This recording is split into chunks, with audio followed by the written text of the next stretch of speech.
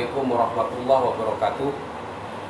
Alhamdulillah pada siang hari ini saya kedatangan tamu mantan teroris, yaitu Ustadz Ali Fauzi.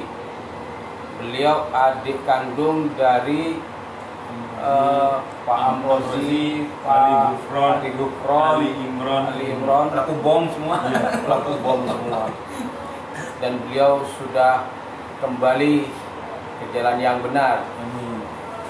Alhamdulillah beliau berkenan datang ke sini. Tentu kami menyambut baik. Ini sebuah penghargaan yang luar biasa agar generasi muda setelah ini tidak ada yang punya sikap-sikap teroris, radikal dan seterusnya. Ya, iya, saya Pak Yai, terima kasih sekali sudah disambut dengan demikian hangat seperti saudara.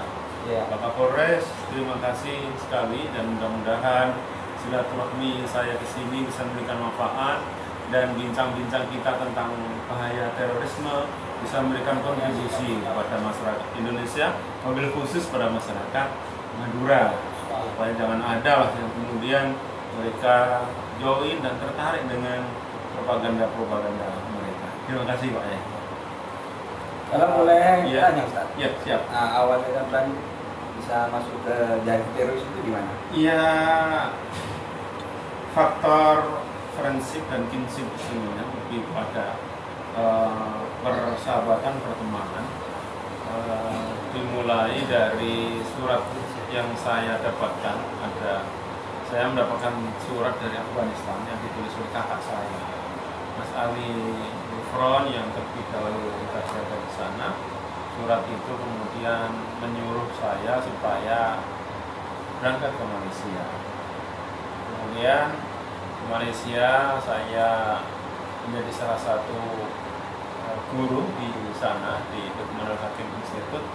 Di situ saya ketemu Ustaz Abu Bakar Basir, ketemu Ustaz Abdullah Sungkar, ada juga Dr. Azhari yang sudah ditembak di Malang, ada Nurdin Entop yang sudah ditembak di Solo.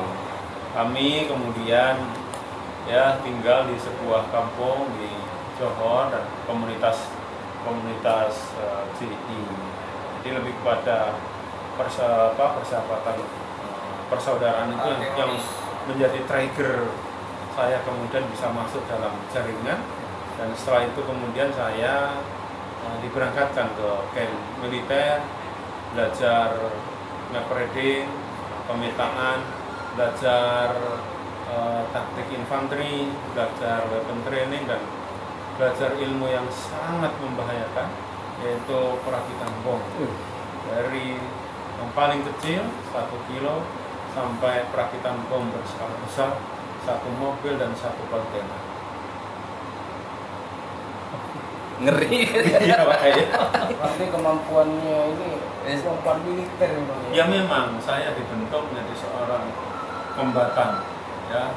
Jadi seni berperang, seni membunuh yang kasar maupun yang paling lembut memang diajarkan pada saya. Jadi bagaimana meramu racun, bagaimana membunuh orang yang tidak berbekas itu biasa. Apalagi dengan membunuh pakai bom, yaitu keahlian saya. Memang saya ahlinya di situ, mix bom. Pak Yai mohon izin, mohon maaf, jabatan saya terakhir di Jawa Timur itu sebagai kepala instruktur perakitan bom. Atau mau belajar bom ya? Jangan. Belajar merakit perdamaian. Belajar merakit perdamaian.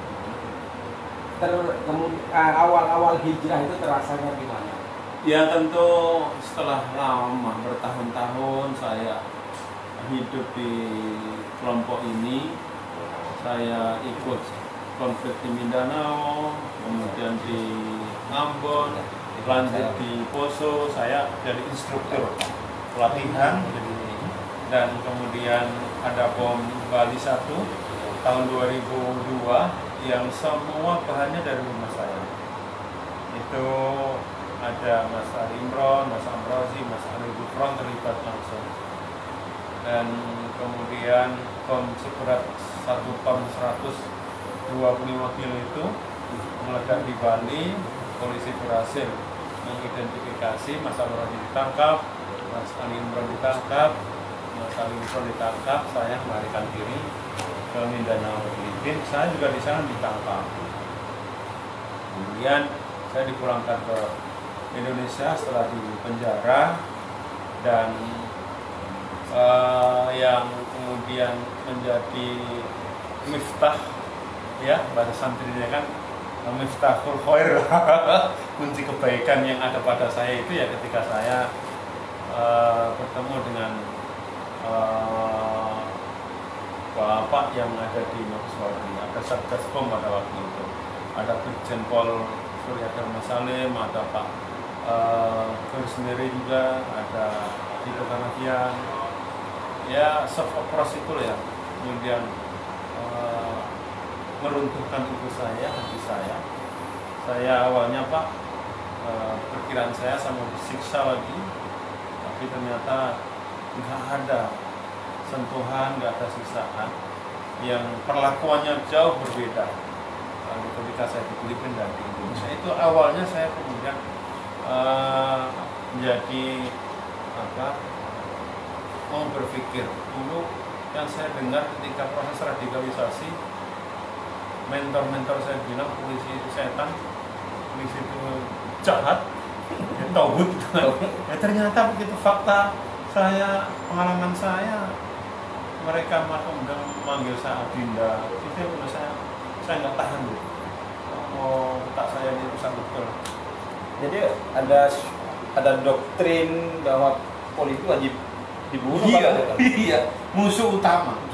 Iya. Selain polisi Ada TNI dan aparatur negara.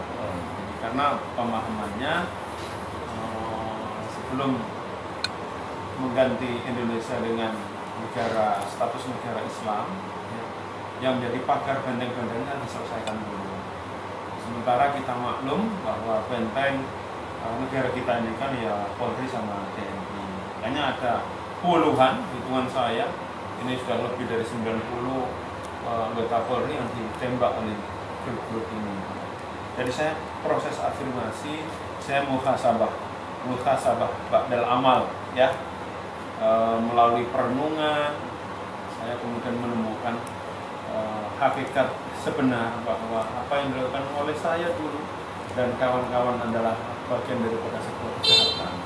Saya harus mundur, dan mundur saya mapan, ya. Saya kemudian makin banyak teman, bersahabat dengan polisi, dengan Polri, bersahabat dengan kawan-kawan NU, bersahabat dengan kawan-kawan Muhammadiyah. Makin banyak sahabat saya yang kemudian mendukung saya untuk proses ini. Kira-kira pesan untuk generasi muda. Iya. Jangan masuk di situ. Betul, iya. Ini yang saya lakukan sejak tahun 2016 sampai tahun 2020 ini. Saya terus menerus kampanye Duta Damai, pesan pada mereka anak muda, jangan sampai kemudian tertarik dengan ajakan-ajakan propaganda mereka. Karena contohnya propaganda ini kan biasanya propaganda kalau dibungkus Islam, iya, itu giroh itu iya, betul. beda. Ya, di antara ajakan-ajakan untuk jihad, ya, ajakan-ajakan untuk hijrah, ajakan-ajakan yang untuk mendirikan daulah Islamiyah, ajakan-ajakan khilafah dan lain-lain. Itu diantara satu dari sekian ciri-ciri yang biasa. Nah, ini yang menarik tuh, Ustaz. Ya. Soal rekrutmen. Ya. Nah, ini yang menarik sebenarnya. Jadi proses rekrutmen yang dilakukan oleh kelompok-kelompok teroris itu seperti apa? Ya, rekrutmen secara umum itu terbagi menjadi dua. Ada rekrutmen yang bersifat offline dan rekrutmen yang bersifat online. Namun belakangan ini semenjak ada internet ini, yang masif dilakukan oleh grup-grup ini adalah melakukan rekrutmen lewat online. Itu cepat ya? Cepat sekali. Dan Masya Allah juga menjadi teroris lebih instan. Lewat caranya gimana itu?